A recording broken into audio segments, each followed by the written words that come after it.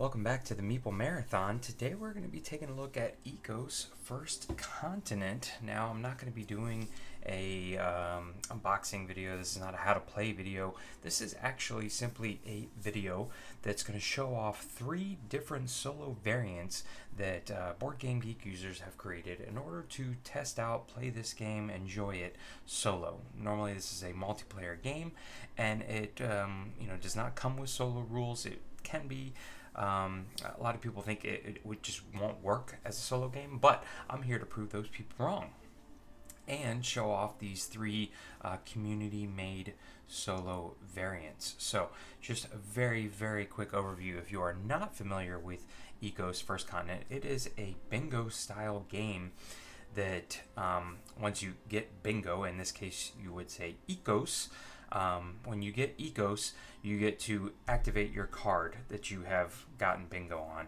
and that's going to create this larger map here. Now this board represents a game that has happened, or mid-game, or further along than just the beginning of the game. So this is not what it's going to look like. Usually it's just 4 small tiles, nothing on it. But how you do that is you have this bag of very nice painted wooden tiles that look like this, and they have very clear earthy looking symbols on them. Whenever you draw said tile, you will take a collection of cubes in front of you and you will look to your cards and you will say, okay, well, I've got several places I could put my green grass. Let's go for I want to put out a lion first, so I'm going to start this one here. I could have put it anywhere, but I only get to choose it once, and then that one is set off to the side. And whoever the drawer is, the harbinger, continues to draw in this way, and you continue to look around. We'll say, for example, you don't have, in this instance, you don't have a sun symbol. I have no place to put a cube. You have this tile here. Everybody's going to have one of these. They're exactly the same, and you're going to rotate it anytime you cannot put down a cube or you choose to not put down a cube. After you have gotten it to the second spot, you can before anybody draws another tile, you can recycle this tile to gain a card. There's a whole stack of cards over here. You basically get to draw the top 2, pick which one you want, put the other one in a face-up stack next to it. Or if you allow this thing to tap a whole nother time, you can either gain an additional cube to your supply, meaning you can put more out and have more out, or you can play a card from your hand, because you're going to be having additional cards in your hand that you're going to want to play out that you can start adding cubes to. As you complete various cards, let's just say, for example, we complete this gorilla card. We would activate the card from top to bottom, doing all the stuff it says by placing gorillas out. Then when this swirly symbol here is the victory point symbol. So where it says gain 5, that's 5 points essentially. But then you see these little leaves up here. This tells me that this card can be used again. So I'm going to rotate it again, and then I have the chance to fill this up again. I would still complete it. I can rotate it if I need to read it, but essentially it's supposed to stay sideways. You can see that some of these can be rotated multiple times before you get to the little single leaf. And once you get to the single leaf and you have completed the card, then it goes away. That's pretty much it. Basically, someone continues to draw chips out of a bag until they come across the wild, and there's only 2 in the whole bag. So there it is right there. This is the wild symbol. When somebody pulls the wild symbol, that means anybody can place a cube anywhere they want to. It's wild, and all the chips are put back into the bag at this point, and the bag is passed to the next person. The next person becomes the harbinger. Whoever the harbinger is gets to activate their cards first if multiple people get ECOS on a turn. So there is some benefit. You don't just want to leave the bag in the same person's hand. That's pretty much it. You can continue to go around the board and score points until somebody has reached either the 60-point mark or in a full game the 80-point mark. You can go past 80 because someone may technically go get here to 82, but somebody maybe have been sitting here at 77. Say the harbinger went first and frog hops him here. This person may have a huge turn and may end up all the way down here. If for some reason there's a tie at the end of a round, you continue to draw a single tile out at a time until one person or the other can actually get ahead. So that's why the board goes to 100.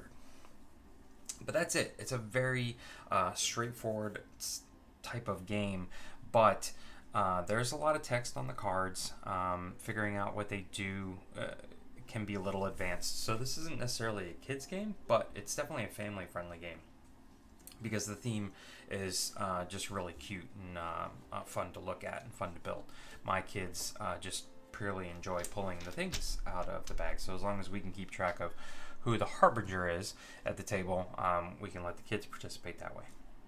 Anyways, but I'm not here to talk about playing with your family. I'm here to talk about playing with yourself. And again, I'm going to be covering 3 different solo variants here very quickly. I'm not going to do full playthroughs. I'm just going to give you a brief overview of how they play.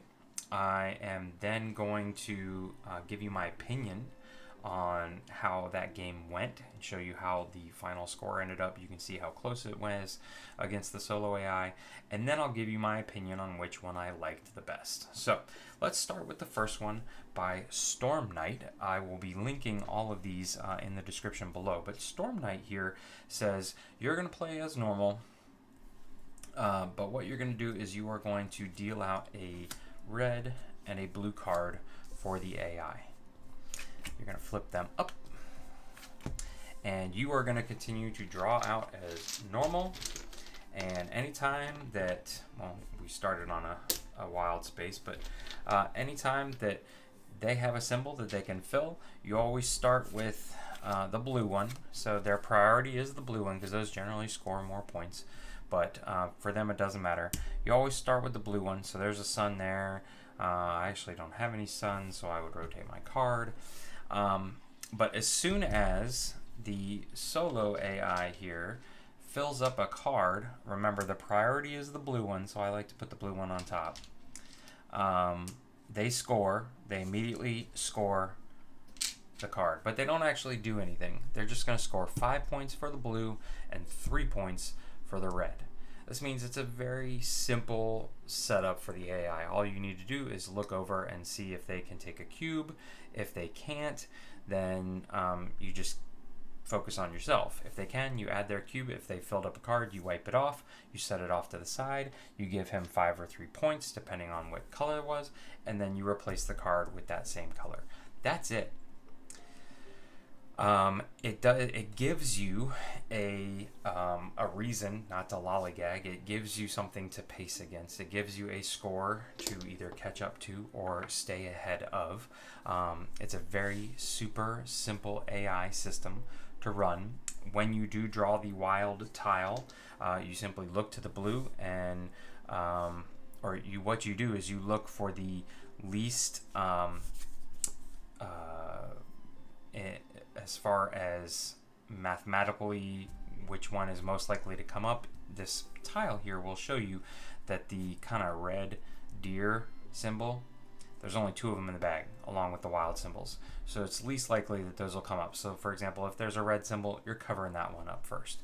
Then you would look to cover up a target, then you'd look to cover up a leaf, then you'd look to cover up the black-eyed peas, and so on and so forth. So last thing you're probably going to want to cover up is a sun, unless that's going to complete the card. So if there's only one more cube needed to complete a card, you'll prioritize that one. Then it prioritizes the most rare symbol on either card. Very straightforward, very clean, very easy. Let's take a look at how I did playing against Storm Knight's solo AI. So you can see here that I easily won this game against the AI. I did not have much trouble. The final score was 66 to 43. And there was never really any doubt. I did not feel any pressure from the AI. I did have a couple really good hands, about 3 turns in a row, where I activated 2 or 3 cards at a time, and just the combos worked really well. So I think this score is slightly inflated as compared to what it would have been, but I think I still would have easily won. I think that this system is nice because it's very simple to run the AI, and it does give you a little bit of, it gives you something to stay ahead of or to catch up if the AI gets lucky early on. But the simple fact that nothing happens if the AI does not pull out a token that it needs, and it's only got 2 cards to fill up, means that it's very easy for the AI to simply have a no action turn where they don't rotate a card, they don't get to add a cube, they don't score any points. Now, that being said, this variant is definitely could fall prey to just luck. You know, if you're just pulling out the right cubes for the AI, they could jump ahead easily, knocking out blue card after blue card after blue card, and you could get crushed. So that is something to consider as well. Also, one other thing I wanted to point out is that if you notice the map is really not very exciting. I don't feel like I really did very much because I was the only one adding stuff to the board, and so I really just didn't end up with much of a fun setup, a fun map to look at, to interact with at the end of the game. So this method was definitely easy, but it was a little dry in my opinion. So let's take a look at what some of the other ones have to offer. Okay, so the next solo variant I want to talk about is from Cold 25, and this one actually does not even use a solo bot or AI. So for some people who prefer simply just to have a true solitaire style game and you don't have to manage any artificial intelligence, this would definitely be the way to go for you. So what you're going to do in this instance is you are going to play for 4 rounds. And in his description, he says, see how many points you can get and then try and beat your high score next time. Well, if you're a solo player like me, you don't like just having a beat your own high score type of, I guess some people do, but it's not for a lot of people. But the fact that they give you target scores 60 and 80, why not see, can you reach 60 points in 4 rounds? Or if you want a super challenge, try and reach 80. I feel like that might be a little tough, but it's in the cards. It could happen. But what they have you do in this one is change the rules a little bit for this card here. You're actually going to create a market that you can see. So he tells you to put out 4 red cards, 4 visible red cards, and 2 visible blue cards. And so this is your market now. And the rules, the biggest rule here that he has implemented is that you're going to draw 2 cubes at a time, and it does not even matter when you draw the wild cube. When you draw 2 cubes, you have to pick one. So in this case, this would be a very tough choice because this is the rarest, the 2 most rarest ones came out together. So you could probably say, I'm going to take a red deer. But let's just say, let's see if we can find an instance here. Yeah, I would want water for my hippo. And okay, this is a good one. 2 suns. I don't have anything that needs a sun here. All right, so I'm going to rotate my card. Now, in this instance, you have 2 options. You can either rotate it to the left, and he allows you to play a card from your hand. He states that in his rules, you are not allowed to gain any additional tokens. I did not find this to, really hurt or it didn't really hinder me, but I was okay with the challenge there. I feel like it didn't shoot me in the foot, but you can turn it the wrong way and play a card, or you can turn it once and then turn it twice to pick from the market. So that was that takes a little bit getting used to, but it really was not a difficult rule to grasp. Basically, he's just making it easier for you to be able to play out a card, because he says once you have played a card once, so let's just say we completed this card, do our hippo, he actually has you remove them. So there's no rotating of cards. Everything's a one shot, but you do have the ability to, with just simple one, choosing not to put a token out to play a card. So you're going to cycle through your cards a lot faster. You're going to be able to see more cards. And what you're going to do is you're going to play until you empty the bag.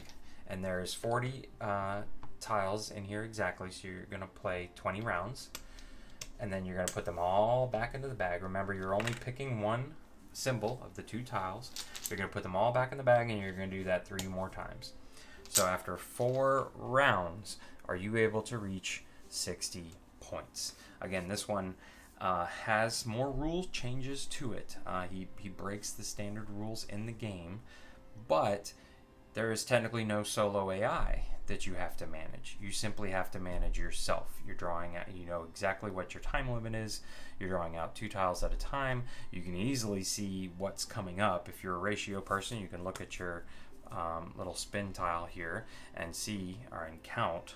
All right, I've gotten all my suns out, I'm not going to see another sun. Or I've only seen 1 target, so I know I'm going to see 2 more, and there's only 6 more tiles left.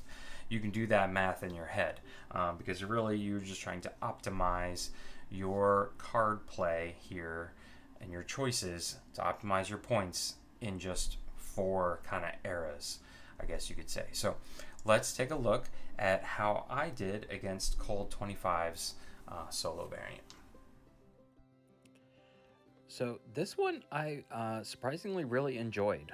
First of all, the fact that there is really no solo AI that you have to manage is definitely a bonus. So you're basically just playing completely solo. And there is pressure, however, the pressure of if you set a goal for yourself, which for me was 60 points, and you could go big or go home and go for 80 points. But you can see that I came up just short of 60 points, and it really came down to the fact that I just needed 1 more cube, and that tile wasn't left in the bag. I didn't pull it. But the fact that you have this very limited time frame means that you know the game is going to only last but a finite amount of time.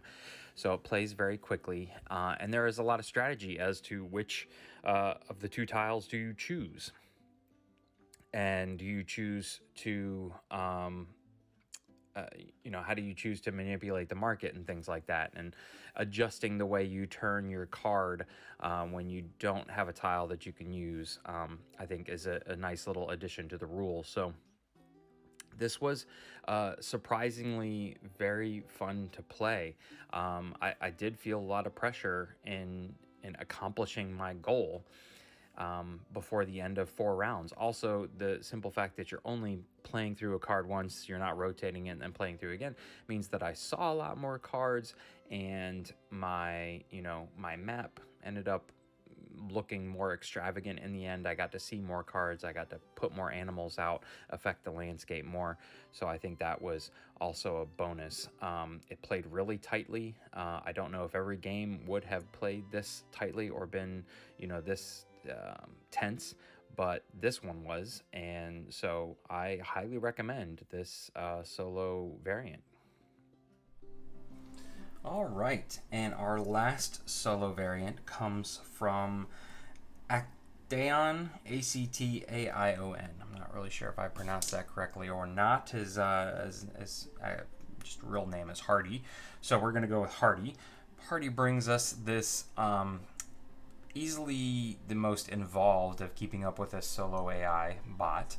It actually has you placing down tiles and tokens and everything for the bot. So this is definitely the most in-depth, but technically it doesn't change any rules or anything like that. So it is, in his words, simulates playing against a real person more than any of the other solo variants. So you set up exactly the same way for you. You are going to play exactly the same way for yourself. What you're going to do for the solo AI here is take 5 cards, 3 red and 2 blue, and you're going to line them up brown, or he calls them brown, red, blue, red, blue, red. And I know that these are making it off camera here, but let's just slide this over and push these up here. All right. You will also need the a token for the solo AI there in this instance, because they will rotate this every once in a while. All right, so you play as normal. You draw a normal tile, and what you're going to do is do yourself first, but you're also going to look from the top down to see where can you throw a green one in first. First place, boom. Okay, I throw it in there. And then you just, play as normal, filling in from the top. And anytime that they complete a card, they technically get to do their ECOS first. I don't know why that really matters, but that was in the rules, and that's how they played, and it worked fine. I went ahead and addressed theirs first. Now, one thing you do need to keep up with as you are adding cards out here is that he says that it only works if it's playing with a placement arrow. So look for the red arrows. If they place something on the ground, that's a card they're going to use. If it happens to be, say, a card like this that doesn't place anything, you're just simply going to put it back on the bottom of the pile and attempt to draw another one that has a big red arrow. So this is where it gets kind of complicated for handling the solo AI, because some of these are very straightforward, and if you're used to playing solo, you get very good at just making a decision for the AI that's going to be most beneficial to the AI. Just take yourself out of your brain, put it in theirs. How would you most score? So if, for example, this one, you would want to place this tree into a tree habitat. Placing it all by itself would not make sense. So something like this was pretty easy. I would be like, okay, I'm going to stick you right there, and it connects all these trees. Whereas this one, however, for example, is much more difficult to decide where to put things. It's just place a tree or a mountain or a water space or a basically any tile that's not an animal token. You get to choose, and where then do you place it? So in his opinion, you then need basically a set of D&D dice to get things going here. So I have all the various dice here, and what he's wanting you to do is figure out, well, how many various options are there? Well, in this case, for this specific one, you would say, okay, there's 1, 2, 3, 4, 5 options. Well, there's no 5-sided die, so we'll take a 6-sided die and we'll roll it. All right, we got a 1, so we're placing a tree. Where can we place a tree? Well, in this instance, we could place it 1, 2, 3, 4, 5, and that's it. So again, I'm sticking with another 6-sided die. If I had happened to roll 6, I would have re-rolled it. 5 is going to put the tree right here. I did that rather quickly because I'm kind of used to doing it like this. But if you're not, if you're like, oh, how many options do I have? Ooh, 18. Okay, I got to find a D20 and then count reading order left to right, top to bottom. Or, what if you don't have a set of like D&D dice, RPG dice, where you have a D4? Because I used that. Where's my D4? That one came in quite handy. Or a D8 or a D20. Then it kind of gives you a headache trying to figure out where to place this stuff. And you don't want to place it that's beneficial to you, because that would be cheating. And you don't want to place it that's just completely random, because that may be cheating as well. Maybe make it too easy for you. You do want a challenge when you're playing solo. But needless to say, it's not the end of the world. Now, you play as normal, and the end game comes from the solo bot here completing 15 cards. So again, they don't do any rotating, just like you did in the earlier variant. They simply remove the card, and once they've accumulated 15, the game ends. All right. Now, there's a few things that I realized probably could use some tweaking in this instance. For example, the instructions say I remove this one from the pile, and it goes into the 15, and then I take another red one and replace it. That makes sense. Well, now this one continues to be at the top.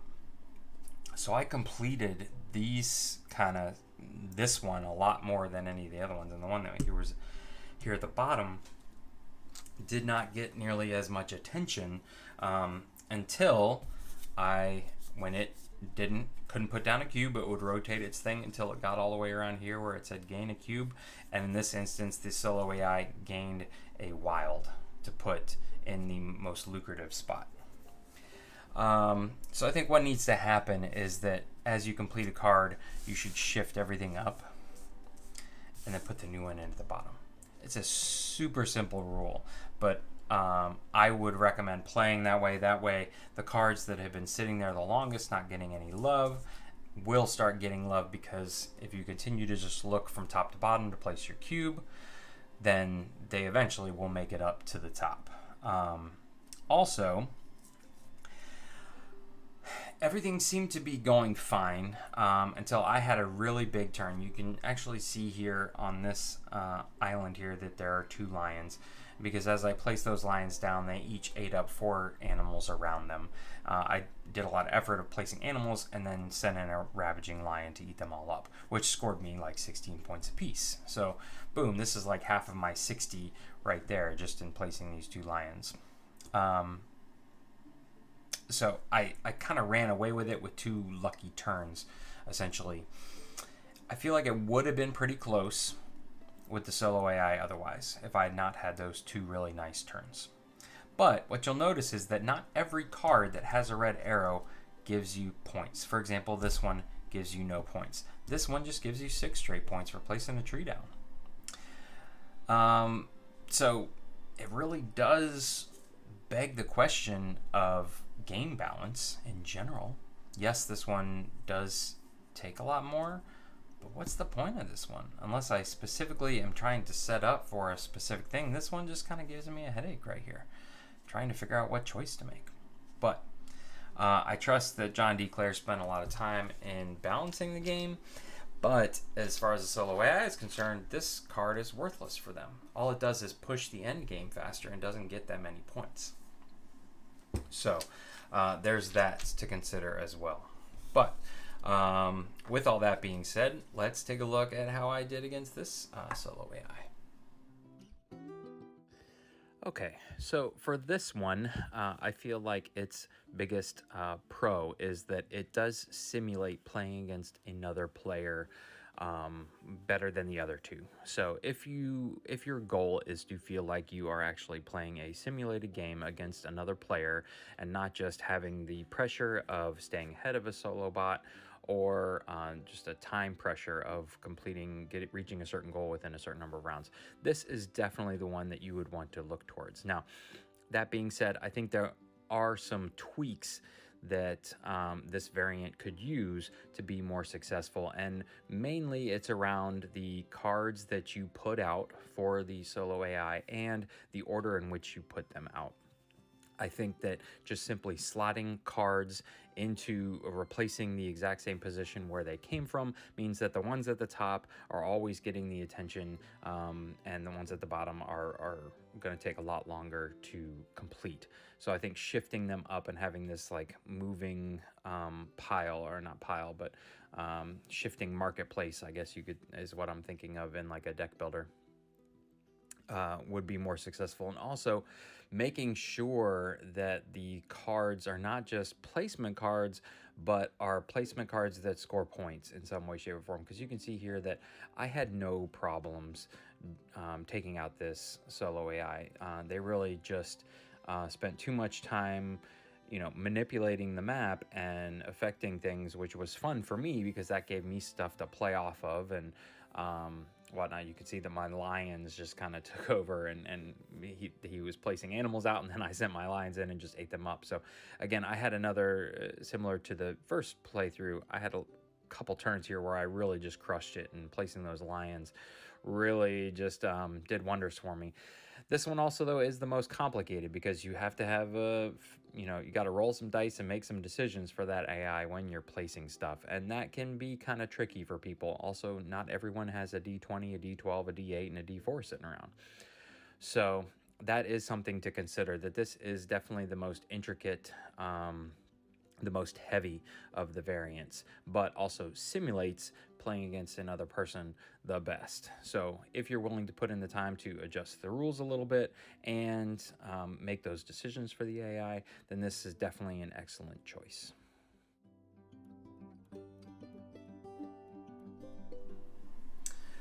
All right, so here are my final thoughts. Again, I think each one of these in their own right has merit as a solo variant. Let's just recap briefly as to who might want to go after these various ones. The Storm Knights variant was super simple. It didn't change any rules.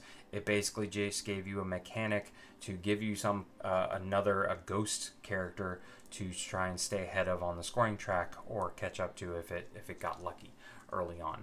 It could be very swingy, and at the end of the day, I did not find it super challenging, so I guess you could maybe throw in an extra card or two for it to be able to gain points against you. You can figure out a way to ratchet up the difficulty if you wanted to.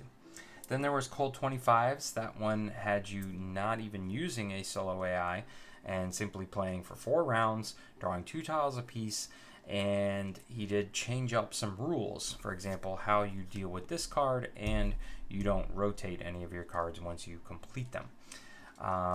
But this one was really nice because A, you did not have to worry at all about a solo bot.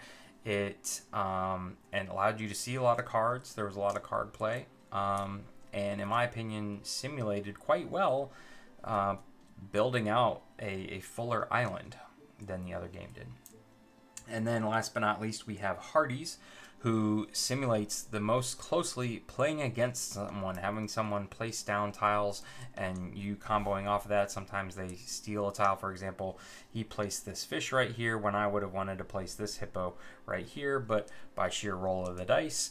And sometimes I don't think that that's necessarily purely coincidental that fate had him place it right there.